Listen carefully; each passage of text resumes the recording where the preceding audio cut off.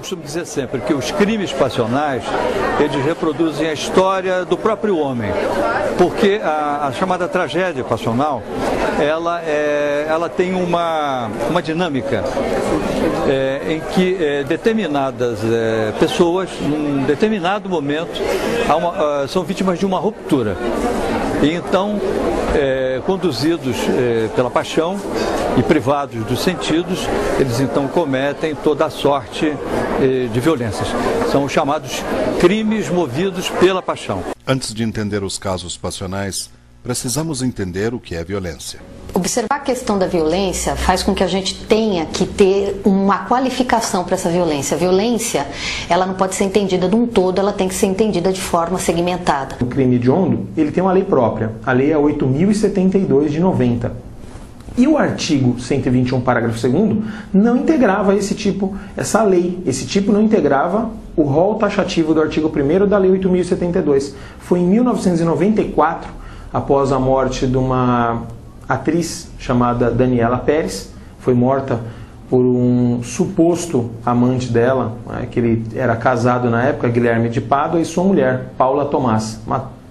O que ficou evidenciado e provado que eles a mataram e com ausência de possibilidade de defesa, enfim, foi dado como homicídio qualificado. Só que nessa ocasião o crime não era considerado hediondo. Então, a partir de 1994, passou a ser considerado, integrou o rol taxativo do artigo 1º e passou a ser crime hediondo. Do latim, passionalis, de passio, paixão.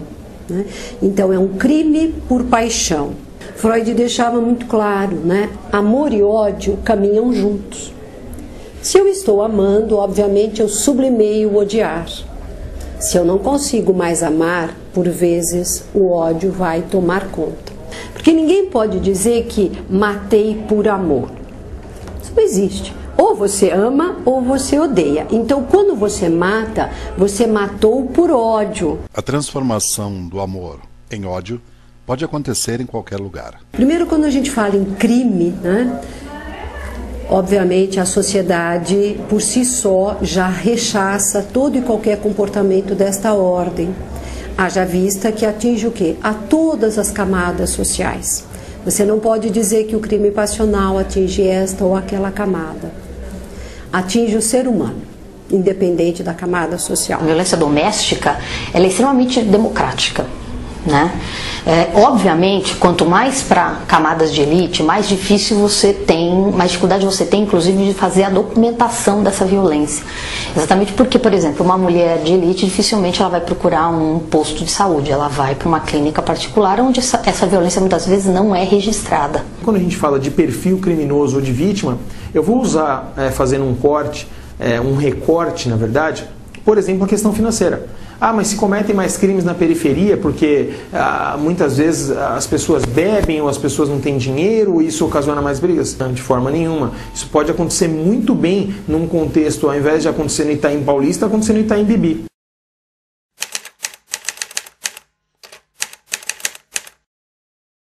Raul Fernando do Amaral Street, ou Doca Street, ficou nacionalmente conhecido depois de ter assassinado em 30 de dezembro de 1976 a socialite Ângela Diniz, com quem teve um longo relacionamento amoroso. A Pantera de Minas, como Ângela Diniz era chamada, se aproximou de Doca Street, que deixou sua mulher e seus filhos. Durante muito tempo foi taxado de gigolô e traficante, embora sempre tivesse trabalhado com o mercado de ações, e chegou a afirmar em várias entrevistas que nunca foi traficante nem Mauricinho. Em primeiro julgamento, que teve repercussão nacional, dada a grande cobertura da TV Globo, foi inocentado sob o argumento da defesa da honra, pois teria sido traído. A reação popular resultou em cancelamento desse julgamento e, numa segunda ocasião, foi condenado por homicídio.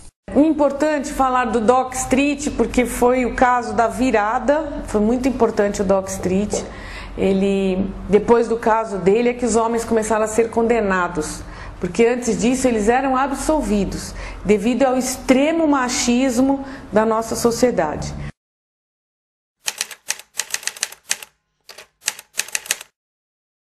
Com uma vida muito menos glamourosa, Eloá Pimentel teve o mesmo fim trágico de Ângela Diniz.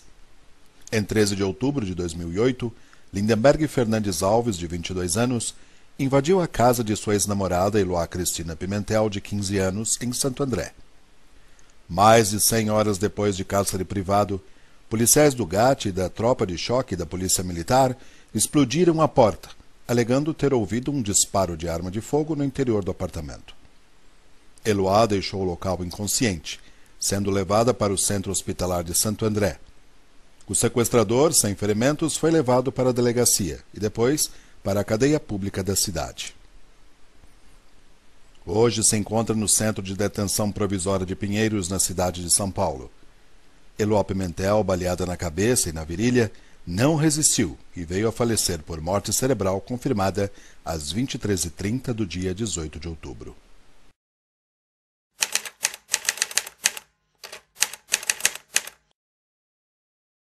Outro caso de grande repercussão na mídia foi o do goleiro Bruno, que acabou se transformando em um show. Bom, no caso do Bruno, o crime em si é brutal.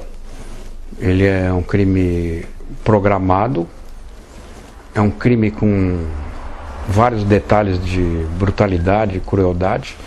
E é natural que tenha chamado a atenção, porque o personagem central é goleiro do clube de futebol mais famoso do Brasil. As circunstâncias da morte são sinistras, o desaparecimento do corpo, a busca desse corpo, o depoimento de um adolescente primo dele, detalhando que ela teria sido devorada por cães ferozes. Então todos esses são ingredientes muito fortes.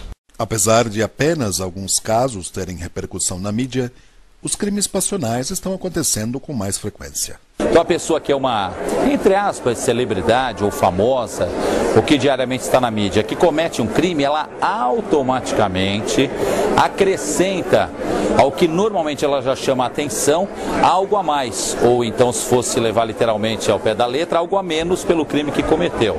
Já em relação aos anônimos ou pessoas desconhecidas, se é um crime bárbaro, se é uma situação de atrocidade, se é uma situação de extrema selvageria ou crueldade, automaticamente já chama a atenção. A audiência prova, e as pessoas que não sabem, diariamente, qualquer programação de TV, você tem audiência de minuto em minuto, e nos telejornais ao vivo, isso é, ou gravado, tanto faz, você tem um monitor com a audiência, né, do Ibope, de todas as TVs, minuto a minuto. E os números respondem na hora.